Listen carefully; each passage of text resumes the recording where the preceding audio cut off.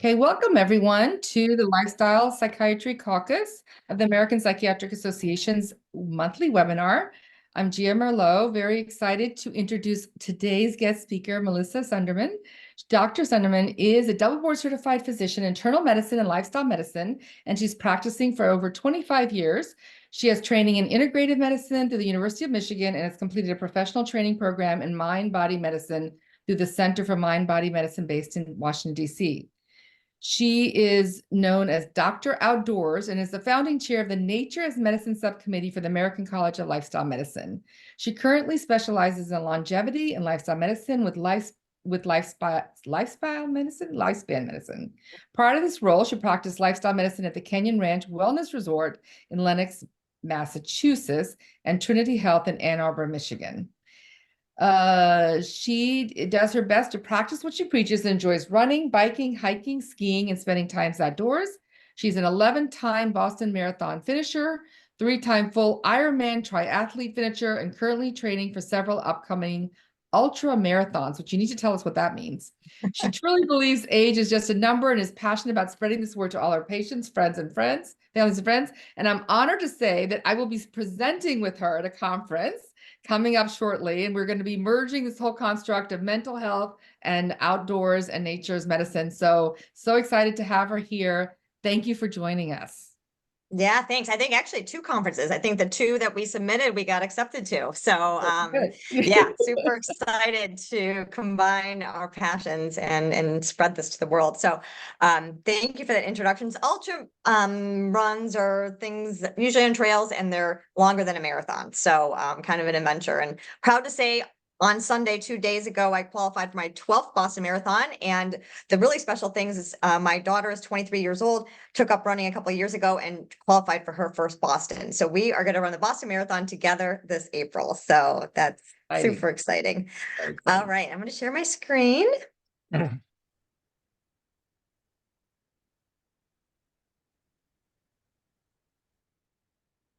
So presentation mode. All right, and Gia, let me know when you can see that. Yeah, we're almost there. It says, okay. It says you need to double click. Yeah, there we go. We're good. We're there. Good. Okay. So the title of my talk is Nature is Nurture, the Therapeutic Power of the Great Outdoors. I don't have any disclosures. And our learning objectives tonight are, and if you guys have questions, put them in the chat. I can't see the chat, but I can come to those afterwards. And so, yeah. Gia can maybe let me know what those questions are. So learning objectives tonight, we're going to demonstrate the potential benefits of nature exposure. We're going to share evidence supporting the role of nature in health, and we're going to provide tools to help engage patients to achieve more time outdoors. And before I start, I want you to think, if you are clinicians, which I think we have a lot of clinicians on this call, is whether you are currently spending time outdoors each and every day personally. And then the second question is, are you currently prescribing nature to your patients? So think about those answers in your head, and then I'll repeat those questions at the end of this presentation.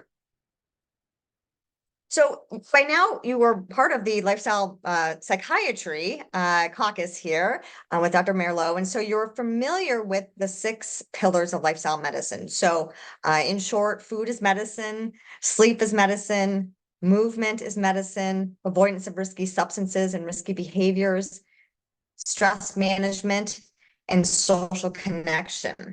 And as Dr. Outdoors, I believe there should be a unofficial, maybe soon to be official 7th pillar of lifestyle medicine. Just as Hippocrates, a father of medicine, says, the physician treats, but nature heals. And my 7th pillar of lifestyle medicine is daily exposure to nature and fresh air. So the EPA did a study several years ago looking at Americans and asking them, how much time do you spend outdoors? Shockingly, or maybe not shockingly, the average American spends about 93% of their day indoors. 87% of that time is spent inside buildings. 6% of that time is spent inside automobiles, transportation. So that implies only 7% of our day is spent outdoors. So this is one of my favorite prescriptions to prescribe to my patients. I also love this prescription. So why are these 2 of my favorite prescriptions? Well, a couple reasons. Number one, cost. Those of us who have been in this field of medicine for a long time, myself as a practicing internist, primary care, I've written a lot of prescriptions.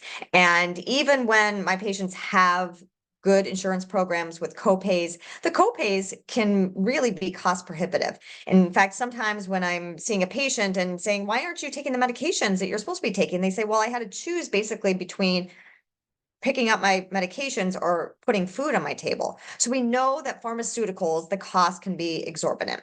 Now, when we talk about my nature prescription, a lot of times that can be absolutely free. Maybe you can step outside if you have a yard, or maybe if you don't have a yard, maybe you can go to a local park or a local schoolyard. A lot of times this is free. And maybe sometimes there is a small cost to enter a park or to buy, I know my Metro Park to get access, I have to pay about $40 per year to support that park and the upkeep. But when we compare it to pharmaceutical, the cost is minimal. Another reason, side effects. So I'm sure we've all taken medications or we've heard ads for medications, and you take out that piece of paper out of the pill box that you get and you can barely read the 2-point font, and it is all about negative adverse effects, right? And so when we talk about side effects with pharmaceuticals, we're normally talking about adverse side effects. Well, with my nature prescription, about 99% of my side effects are going to be positive side effects.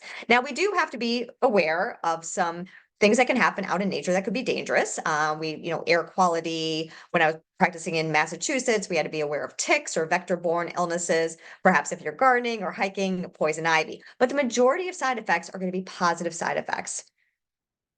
Also, duration. When I prescribe medications, a lot of times those medications have to be taken every day, maybe even sometimes twice a day, or 3 to 4 times a day, a very short half-life. There's very few medications that are taken monthly, weekly. Maybe there's some injectable medications that are taken every 6 months, but the majority of medications have a short half-life. We're going to talk about how nature exposure and share some studies how the half-life can last as long as 30 days. So I want to back up when we talk about nature as medicine and go back to some of the origins of nature as medicine. And many of you have probably heard about Shinrin-yoku, forest bathing. And Shinrin-yoku is the Japanese practice that promotes visiting the forest for relaxation and to improve one's health. And it literally means forest bathing. So what is forest bathing or Shinrin-yoku? Well, Shinrin in Japanese means forest, and yoku means birth. So Shinrin yoku means bathing in the forest atmosphere, and it's taking in the forest through all 5 of our senses. And you don't necessarily need to be climbing Mount Everest or rafting down the Colorado River. It's just being in this forest atmosphere, like this picture of this woman just lying on this big tree trunk and just taking in the forest and connecting through our senses and all 5 of our senses. So the background of Shinrin-yoku, back in about 1982, the National Health Program in Japan was proposed for forest bathing by the Forest Agency of Japan. And the main idea and goal was to actually reduce stress in workers. So nowadays, most organizations have chief wellness officers and for working to reduce stress, well-being officers. Well, back in the 80s, Japan was already aware that we needed to think about the wellness of our staff and our colleagues. And so really proposing this as a way to help reduce stress. So in 2004, the Forest Agency of Japan organized a team to investigate Shinrin-yoku for human health. And it started off as a $1.5 million initial project. And one of the initial key members was Dr. King Lee. And Dr. King Lee is one of the most prolific researchers and writers on forest bathing, and this is his book, or one of his books. So the research work of Dr. King Lee was really looking at the relationship between Shinrin-yoku and immune function. It was already well known that the immune system, including natural killer cells, played a vital role in the defense against bacteria, viruses, and tumors, also known probably as cancer. And it had already been shown that stress inhibits immune function. And those of us who can think back to medical school and college and remember how we'd pull all-nighters, and when I was in residency, we still did those 36-hour call shifts, and you'd be pushing your body to all limits, and then finally you'd get a weekend off. And what would happen? You'd get sick, right? Because we know that stress can decrease our immune function.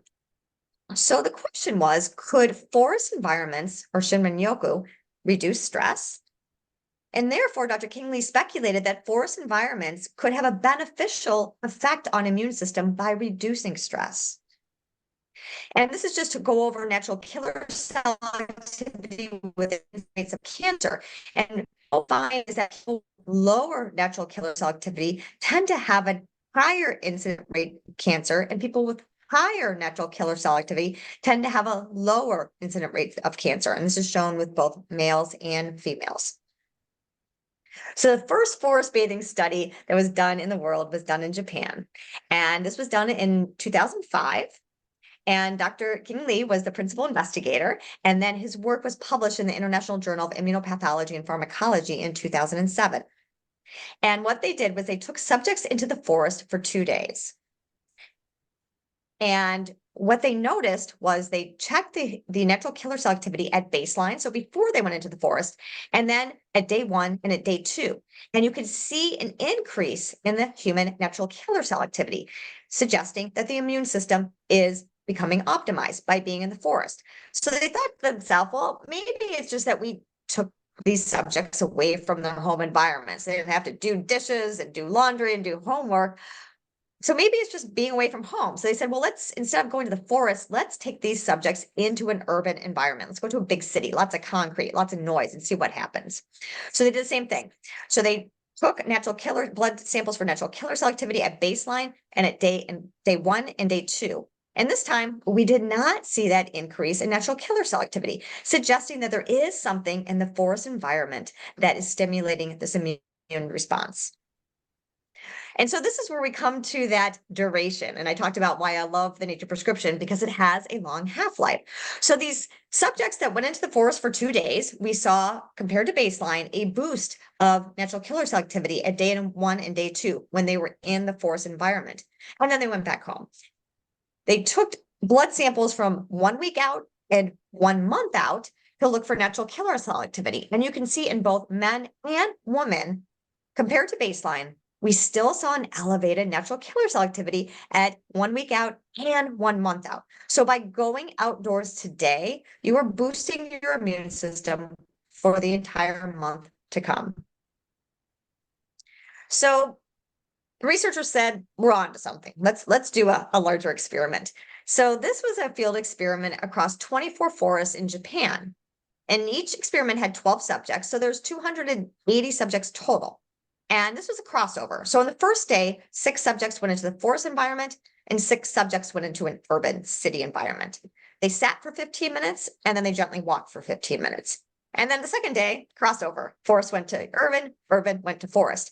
And this time, instead of checking natural killer cell activity, they measured salivary cortisol level, which we know is involved in the stress response, blood pressure, and pulse rate. And they found, well, looking at changes in salivary cortisol level, with the black being forest and the white being city, we saw with both viewing and walking a reduction in salivary cortisol, suggesting that the stress is lower when we're in these forest environments. What about pulse rate? Again, we see a similar trend. Being in the forest environment, both viewing and walking had a lower pulse rate to suggest parasympathetic stimulation compared to the city environment.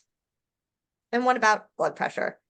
Top bars being systolic, bottom being diastolic. Again, a similar trend of lowering blood pressures by being in the forest environment. So the question is, how long do you have to be out there? As Dr. Outdoors, I would love to, spend most of my day outdoors, but there's things like jobs and families and that we can't just be living in the forest. So this is a study that came out actually from the University of Michigan, where I'm from, looking at what is the nature dose, and how they determined it with this study is looking at salivary cortisol levels. And we know that cortisol levels have a diurnal variation, meaning that they go up and down throughout the course of the day. So what they were curious was, what was the quartile time that saw on the right-hand side, the greatest percent cortisol drop beyond diurnal effect? And that sweet spot seemed to be around that 21 to 30 minute, around 20 minutes. And paying close attention to the research that's been going on, it seems that most people, when we talk about a nature dose, the nature dose is about 20 minutes per day. And that can be split up, just like we talk about when we're moving our bodies in exercise, how we might say aim to get at least 30 minutes per day of moderate intensity cardiovascular. We say, but you can break that into bite sizes. Same thing with the nature dose. If you want to get 20 minutes, total for the day, 10 minutes in the morning, 10 minutes in the evening, that would be great. And this is another study that came out more recently, again, supporting this nature dose. And what they found on the study, they took close to 20,000 participants and they surveyed them for over 7 days. And compared to no nature contact for past 7 days, the likelihood of reporting good health or high well-being became significantly higher with contact to nature greater than or equal to 120 minutes. So breaking down about 20 minutes per day or 120 minutes per week. And this effect, this well-being effect, seemed to peak at about 200 to 300 minutes per week. So it's not like you would need to spend all day, every day outdoors, aiming to get at least 120 minutes per week outdoors. And then this is a study that was looking at actually brain activity. And you guys are psychiatrists here, you know all about the amygdala. When I give this talk to more of a layperson, or a similar talk to more of a layperson audience, I like to refer to the amygdala as Amy G. And I say Amy G is in your brain, and picture her having a pair of boxing gloves on. So if there's ever a threat to you, you're getting chased by a tiger, or you're someone's breaking into her house, Amy G has those boxing gloves on and she is just going to take out that intruder, right? She activates. It's highly sympathetic. Now, the amygdala, we don't need Amy G to be always getting ready to box. Sometimes we want her to just be able to chill out, take off the boxing gloves, and allow us to get into this more relaxation state, the parasympathetic. So this study was looking at a 1-hour walk in nature versus a 1-hour walk in an urban environment and looking at an amygdala activity. And what they found was taking a 1-hour walk in nature was able to deactivate the amygdala, so allowing us to get into more of a parasympathetic relaxation state as compared to being in an urban environment. So people ask me, yes, Dr. Outdoors, we get it. 20 minutes go outdoors every day, but what if I can't get outdoors? What if I live in an environment that I don't feel safe going outdoors? What if the air quality is such that I can't breathe when I go outdoors because there's been forest fires? What if I have a chronic illness that I'm not able to get outdoors? Can I listen to nature? Does that help? And this is a study that suggests it does. And this was looking at birdsong versus urban sound. So about 300 participants, and they listened to 6-minute sound bites. And it was either birdsong or urban sounds of traffic and sirens and horns. And what did they find? Well, when we look at anxiety, anxiety tended to be overall improved listening to birdsong as compared to urban sounds. Feelings of paranoia was also improved listening to birdsong. And feelings of depression seemed to be worsened listening to traffic sounds. So if you live in the country or you live in a place where there's lots of birds, open those windows. If you are living in an urban environment, not that you can't, you open your windows, sure, but maybe put on some, go on to YouTube or, Pandora or whatever you use, and just select some birdsong and listen to that, because that could help make a difference in your mood. And then also, again, what can we do if we can't get outdoors? What about viewing nature? And I absolutely love this study. This is quite an old one. This is back in 1984. And it was looking at post-cholecystectomy patients. So they had just gotten the gallbladder out. They were in a hospital setting. And it was a pretty small study, 23 patients.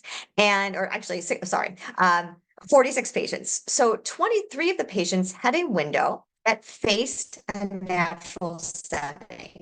So they nature, trees and flowers. And then the other 23 patients had a window as well, but this window was facing a brick wall. what they found was that patients who had a view of nature had shorter hospital stays. This is when we had paper charts back then. Fewer negative evaluative comments in nurses' notes, meaning that they behaved better, and required less pain medication just by having a window with a view of nature. So, why do people love forests? Well, it's this quiet atmosphere and beautiful scenery. It feels protected. I know that I live in the woods and I'll walk out and be like, oh my gosh, there's no wind out here today. It's so calm. And then I leave my house and I'm like, oh my gosh, it's actually a lot of wind. So you feel very protected when you're in a forest. And there's this clean, fresh air and a special good smell. We'll talk about what that is. And I really encourage my patients to utilize all five of their senses when they are in nature. So we can utilize our sense of sight, our sense of smell. We'll talk about what phytoncides are, our sense of hearing, our sense of touch, and maybe our sense of taste if it's safe food to consume that's found in nature. And being in psychiatry field, I know that you likely work with mindfulness techniques, and this is a really wonderful grounding technique that I love to teach and prescribe to my patients. And really, you can be any age and do this. Kids can do this very easily and do really well with it. So it's 5, 4, 3, 2, 1, and a mindfulness technique of really being in the moment. So first, starting with 5 things you can see, and I tell my patients like, really look around. So often we're multitasking in our brain that we are not even aware of what surrounds us. So maybe even looking up at the clouds and seeing what kind of cloud formations and looking around, are there creatures surrounding you? Are there plants in bloom? What are you really seeing? And then after that, shift to 4 things you can feel, like actually feel things, whether there's moss on a rock that feels spongy or a fern leaf that you can feel the ridges. Actually grab these and feel them. And then shift to 3 things you can hear. What are you hearing? Are there different kind of bird song? Are you hearing squirrels and chipmunks going through the leaves? Are you hearing the branches swing with the wind? And then focus on 2 things you smell. Are you in a pine forest? Is it spring and you can smell things blooming? Did it just rain and you smell? It's actually called petrichor. Fun fact, that's petrichor that you can smell. And then again, maybe one thing you can taste. If there's ramps that just came up, if there's wild berries that you can taste. So a really wonderful grounding and mindfulness technique that can be done in nature. So I mentioned earlier phytoncides. What are phytoncides? So the root phyton means plant, and we talk about phytonutrients a lot in lifestyle medicine. This means plant nutrients. So phyton means plant and side means sterilizing power. So phytoncide is a plant sterilizing power. Phytoncides are organic volatile compounds produced by green living creatures such as trees and plants and bushes.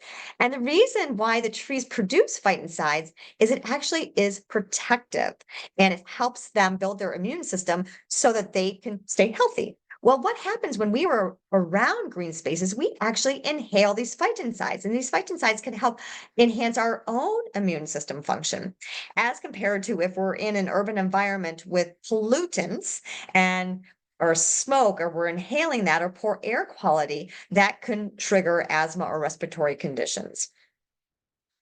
So what are the effective phytoncides? Well, studies do suggest they can help with stress relief. They can help us feel more refreshed and restore our energy. They can help improve learning ability and concentration. And they can help boost our immune system with strong antimicrobial properties.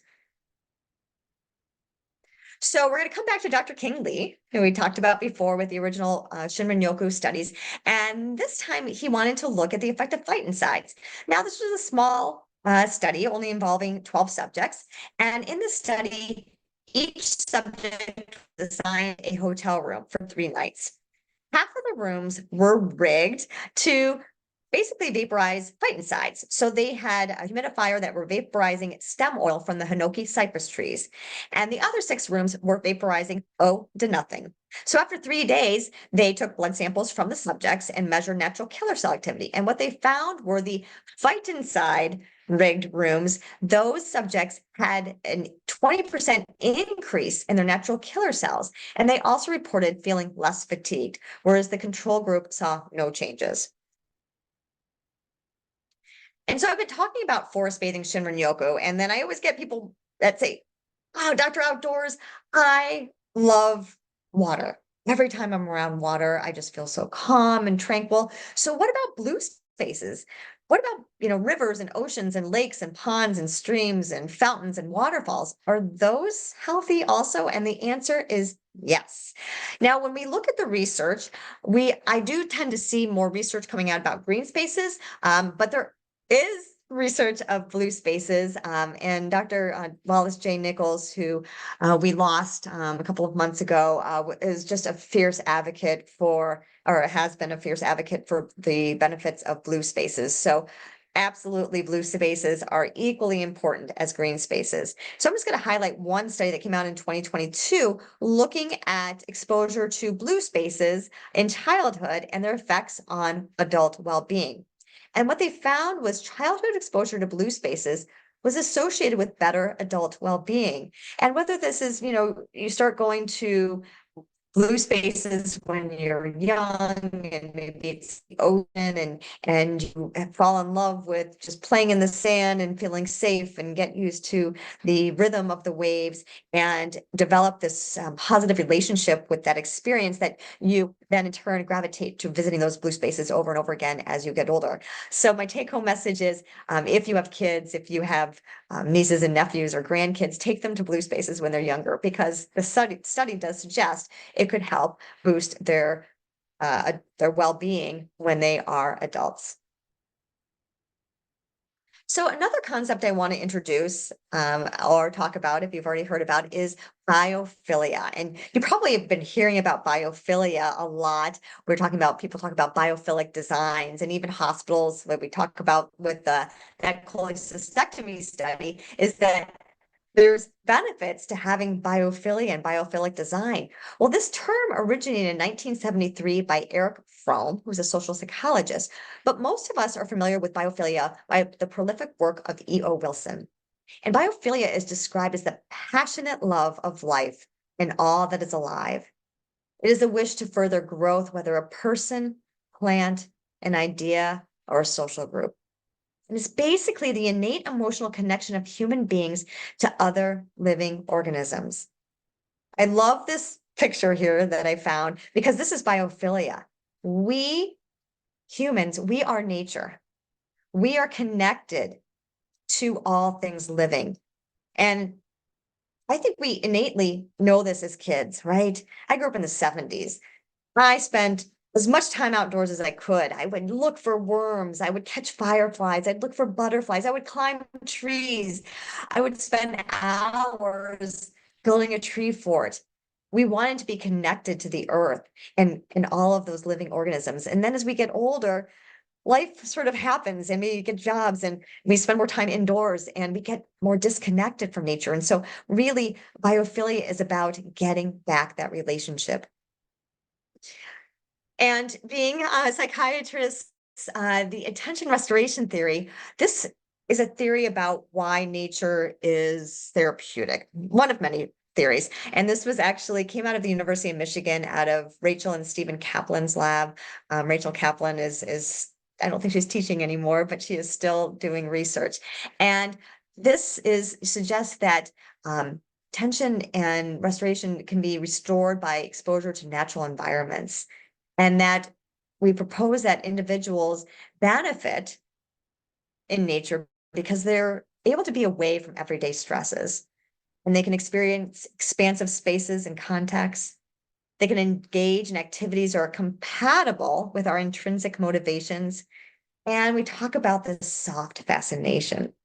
So it suggests that this combination of factors encourages involuntary or indirect attention, and therefore enables our voluntary or directed attention capacities to recover and restore. And I know this is so true for me. If I'm really feeling stressed or I have a problem that I need to solve or I need to think through something, if I go for a walk, I just disconnect. All of a sudden, my clarity of thinking or maybe my creative processes seem to be amplified just by spending time in nature.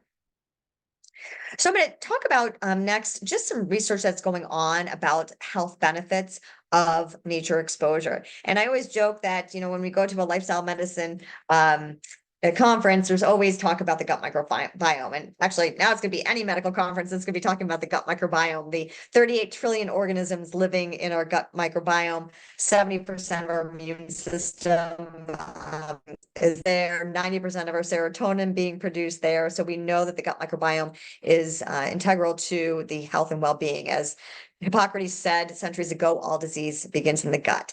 So we know that food has a huge impact on the composition of the gut microbiome. But what about nature exposure? So this is a study called the Play and Grow trial, and involved little kids, 54 preschool age children. And they were involved in a 10-week nature-related structure, the Play and Grow program. And so they basically were told to get outdoors, play in dirt, get dirty, just spend as much time outdoors as you can. And after the 10-week, they did assessments. And what they found was they had more significant connection to nature. That's pretty much to be expected. But they also found that they had decreased perceived overall stress and anger after connecting with nature for 10 weeks. And they also took fecal samples. And what they found was an increase in rosburia, which produces butyrate. And butyrate is one of the short chain fatty acids that is produced. So when we talk about short chain fatty acids, we talk about butyrate, propionate, and acetate. And so these short chain fatty acids are messengers that go all over our body to help with inflammation, to help with healing. So we saw a shift in the good bacteria by spending time in nature. And they also saw an increase in fecal serotonin level. And knowing that about 90% of our serotonin is produced in the gut microbiome, 50% of our dopamine, suggesting that when they saw the increase in fecal serotonin level, that we are optimizing the gut microbiome by spending time in nature. And what about green spaces and type 2 diabetes? So some studies that showed that green space, exposure to green space, is inversely related to type 2 diabetes. Now, again, this is one study, right? And that neighborhoods with more tree canopy and open grass reduced fatal and non-fatal cardiovascular events in people with type 2 diabetes. So we're starting to see, this is very early, but starting to see more studies coming out looking at chronic disease and tree canopy. And again, this doesn't mean that you have to live in the woods. This means that if there's cities, when we're looking at city and redevelopment and development, the importance of urban planning and trying to optimize green canopies and access and exposure so that people who live in cities can get to green spaces. And then looking at neurodegenerative diseases, this was 62 million Medicare beneficiaries. And what they found was that older adults who lived in a zip code with more green space had lower rate of hospitalizations for Parkinson's, Alzheimer's, and dementias, including Alzheimer's, such as vascular dementia and Lewy body dementia. And then when they looked at blue spaces, we talked about blue spaces, rivers, oceans, ponds, lakes, that the amount of land, their proximity to that of their zip code was also associated with fewer hospitalizations for Parkinson's, but not for Alzheimer's disease. So looking at green spaces and getting exposure to green spaces and blue spaces for Parkinson's, and then more importantly, green spaces for Alzheimer's, dementia, and neurodegenerative diseases. And then looking at green spaces with stroke. And this was actually a retrospective study. And what they found was that proximity to green spaces was inversely correlated with a 19% lower odds risk for stroke. And that people who were in the most deprived areas, so lack of green space, had a 28% greater stroke risk. So there have been studies looking at air quality and pollution as far as brain health and stroke. So again, importance for access and for that all people can have access to green space. And then telomeres, a lot of talk about telomeres. Dean Ornish, who is one of our pioneers of lifestyle medicine, did a wonderful study looking at telomere length with Elizabeth Blackburn. And telomere length, as they're the ends of the chromosomes, and as we age, our telomere length tends to shorten. So we talk about lifestyle and optimize our lifestyle behaviors. We're hoping to elongate those telomeres. And we don't know if, nature exposure could have anything to do. However, this study that looked at the NHANES sample found that green space exposure tend to have an association with longer telomeres. So again, could this be part of helping us to age healthier and expand and extend not only our lifespan, but our well span is by getting outdoors. And so I also am a big advocate, as you could tell by I like to run and hike and ski and bike and all those kind of things, is what if we combine moving our bodies, exercise as medicine in nature? And I feel like that's just a wonderful combination. And moving our bodies in nature can help lower blood pressure and stress hormone levels, cortisol levels. It can help reduce our nervous system arousal with the amygdala, can enhance our immune system function with natural killer cell activity, increase self-esteem. We saw that with being around blue space, and reduce anxiety. So I always, when I'm counseling patients and we talk about exercise and they say, well, what's the best form of exercise? And I say, well, what do you like to do? And I tend to use the term movement rather than exercise. I think movement is more inclusive. And people say, well, I just really love to go swimming in the lake. And like, that's great. That's the form of movement that you should do because you enjoy doing it. It's going to be creating more sustainable lifestyle habits. So this is not an exhaustive list, but I love to just talk about the different ways that we can move our body in nature. We can take walks, we can go jogging, gardening is absolutely wonderful, hiking, biking, swimming, skiing, bird watching, practicing yoga or Tai Chi, kayaking, canoeing, fishing, tennis, pickleball, yoga, or I saw yoga, basketball, playing tag football. All of these ways are moving our bodies in nature. And as my bio says, I love to practice what I preach. So these are some of the ways that I like to move my body in nature. And what helps me is that I engage with our people who enjoy doing the same thing. So in the middle, you can see my family, and most of our trips that we take as a family are to natural environments. We love to go skiing together and hiking together. The bottom left are some of my best friends that we love to go trail running together. And I love to run with my husband and just, cultivate really healthful and fun activities. And the blue zones, Dan Buettner and now everyone is starting to learn about the blue zones. People are places in the world where people tend to live the longest. The 5 original blue zones, and now Singapore is the 6th. And so the 9 pillars of health for the blue zones, one of them is move naturally. So when we talk about movement and exercise, and people say, well, I can't afford a gym, or I don't have a Planet Fitness near me. Well, the blue zones certainly do not have a purple Planet Fitness on every corner. It's about moving our bodies, and our bodies are not meant to sit in a chair indoors all day. Our bodies are meant to move. So taking lessons from the blue zones on ways to move naturally. So I mentioned gardening, and I know, at least where I live right now, the summer is ending. Susan, who's logging in from Australia, your summer is probably going to be starting pretty soon. But when people talk about movement in nature and the benefits, I think gardening is just a wonderful activity. So we know that digging that dirt is going to optimize our gut microbiome. We're outdoors around all those phytoncides that can help boost our immune system. It's actually can be a mindfulness activity as we are weeding or gardening or pruning and making things beautiful. That can actually be mindfulness. It's a great workout. I know when I mow my lawn or spread mulch or go weeding, that is definitely working my body. Again, we're digging in the dirt. We're getting exposed to bacteria. That's going to help optimize our gut microbiome. And anything we grow in our garden, we are basically eating the rainbow and full of phytonutrients. So gardening is a wonderful way to keep active and healthy. And we all are familiar with a food pyramid, but I want you to look at this nature pyramid. And I love this resource. The source of the resource you can see is there. And starting at the bottom of the pyramid is things we should do every single day. Get outdoors. Now, this is geared to a younger audience. So it says run on grass and climb trees. I'm 54. I'm not climbing trees anymore. I don't want to fall out of trees, but basically try to get outdoors every single day. And then weekly, try to like make time to work in your garden if you have a garden, to go for a nature walk, maybe grab some binoculars, go bird watching. And then monthly, try to get to your local parks, right? So if you live in a city, try to go to one of the urban parks. If you live where I live, we've got metro parks or a state park. One of the biggest reasons these parks close is because people don't support it. So maybe invest the money to buy that park pass, and really support your local parks.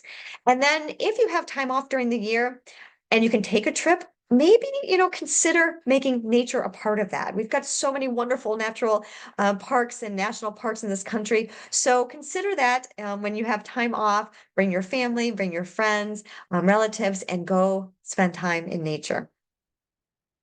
So we're familiar with this place, right? I think you guys know this is, well, you guys are at NYU.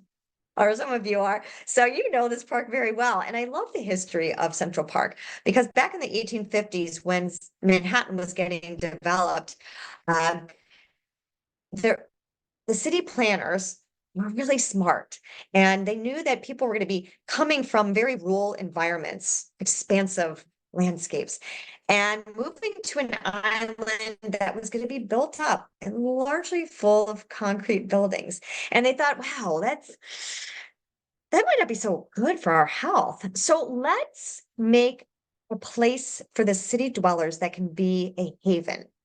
And hence the idea of Central Park was born. So in 1850, they spent at that time a lot of money and trucked in a lot of trees and shrubs and bushes and created Central Park, which today I just love visiting New York City and I love going for walks and runs through Central Park. When I'm in Central Park, I forget that I'm even in a huge city. So again, just a lesson that if you are in a big city, you can always most of the time try to find a park, even a tree-lined street where you live, that you can get exposure to nature.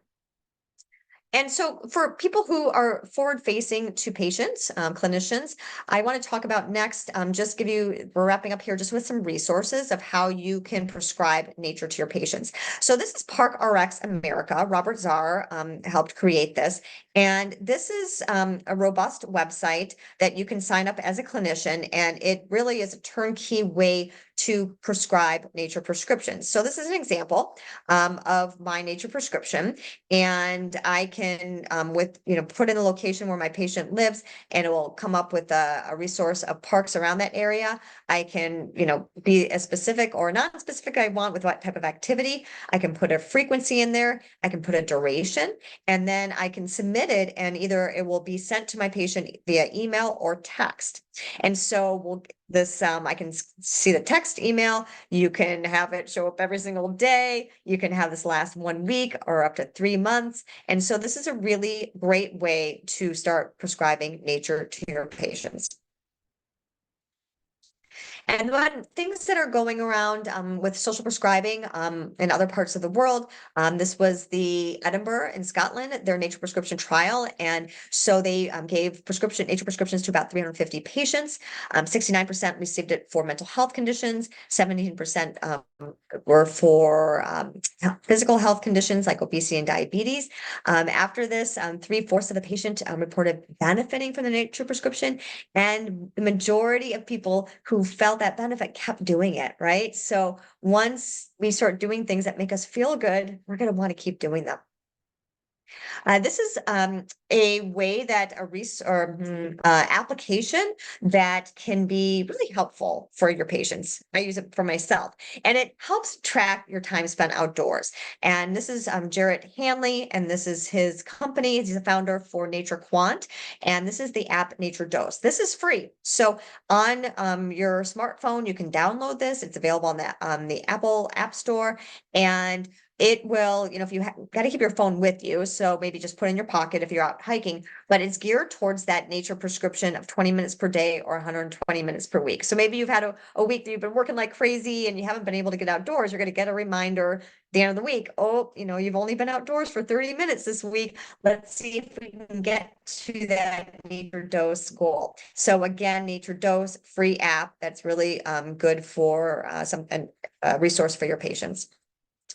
This is a book written by Bart Foster, and Bart is a big advocate of bringing business outside. So whether this is, in your organization that you have board meetings or you have big clinical meetings, I say consider taking that outdoors, maybe a walking meeting, or if you've got a courtyard, sitting outside. And so Bart is really working with getting the C-suite, so your CEO, your CFO, your CMO, out of the stuffy boardroom, out of their three-piece suits, and getting in high heels and getting into nature. And what he's finding is that all of these executives, they get outdoors and they're in hiking shoes and poles, and really their productivity and their thinking and their creativity is boosted by being outdoors.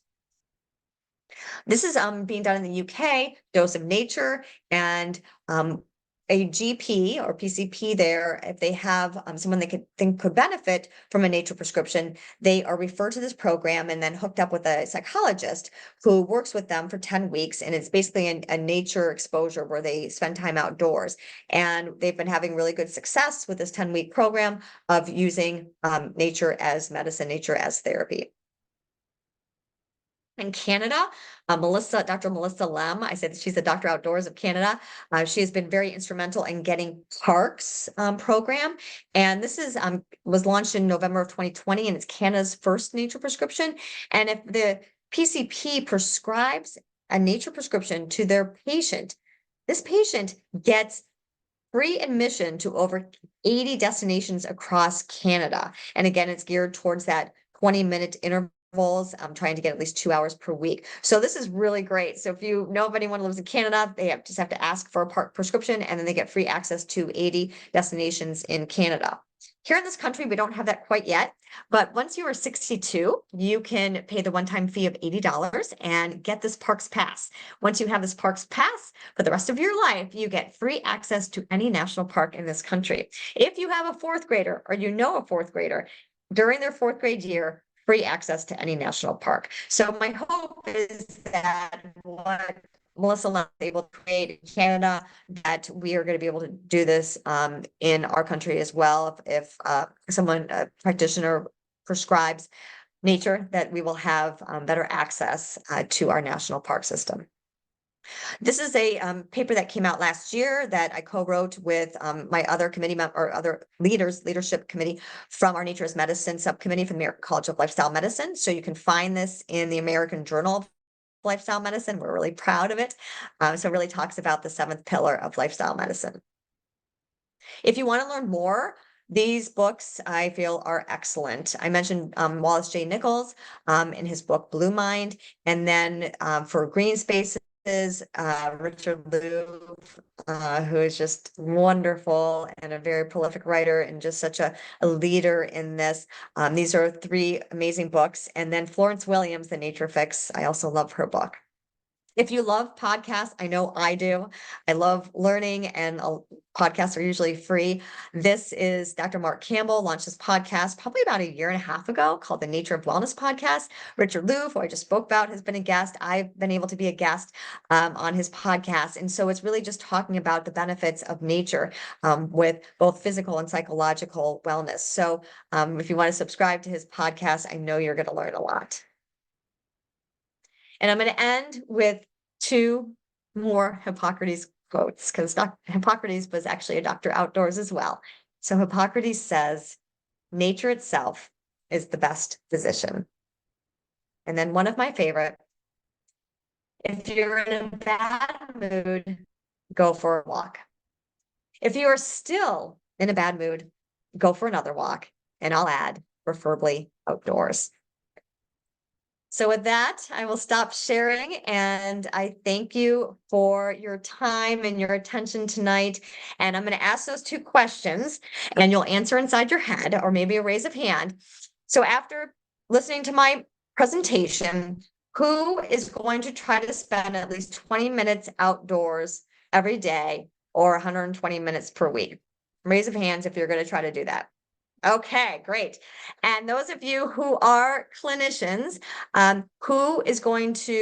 who has been or now is going to consider prescribing nature as medicine to their patients or their clients? Great.